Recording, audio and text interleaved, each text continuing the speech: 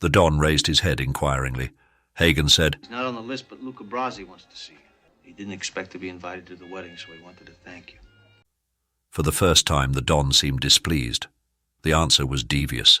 Is this necessary? He asked. Hagen shrugged. You understand him better than I do. But he was very grateful that you invited him to the wedding. He never expected that.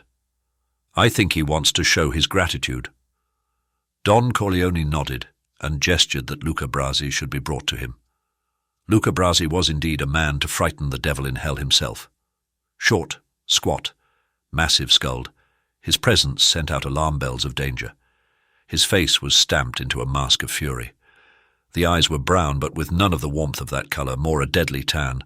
The mouth was not so much cruel as lifeless, thin, rubbery, and the colour of veal. Brasi's reputation for violence was awesome, and his devotion to Don Corleone legendary. He was, in himself, one of the great blocks that supported the Don's power structure. His kind was a rarity. Luca Brasi did not fear the police, he did not fear society, he did not fear God, he did not fear hell, he did not fear or love his fellow man. But he had elected, he had chosen, to fear and love Don Corleone.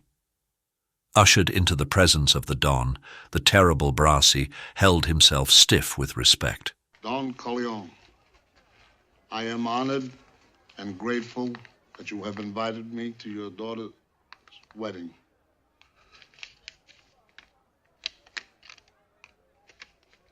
On the day of your daughter's wedding. And I hope that their first child be a masculine child. He then handed the Don an envelope stuffed with cash as a gift for the bridal couple. So that was what he wanted to do. Hagen noticed the change in Don Corleone. The Don received Brasi as a king greets a subject who has done him an enormous service, never familiar, but with regal respect. With every gesture, with every word, Don Corleone made it clear to Luca Brasi that he was valued. Not for one moment did he show surprise at the wedding gift being presented to him personally. He understood. The money in the envelope was sure to be more than anyone else had given. Brasi had spent many hours deciding on the sum, comparing it to what the other guests might offer.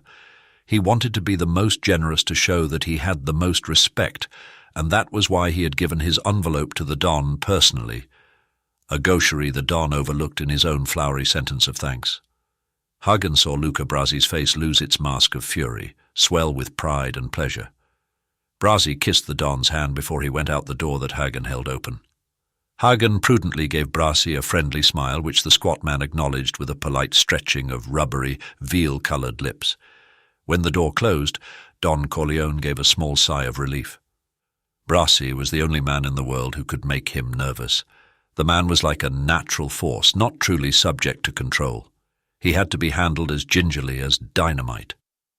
The Don shrugged.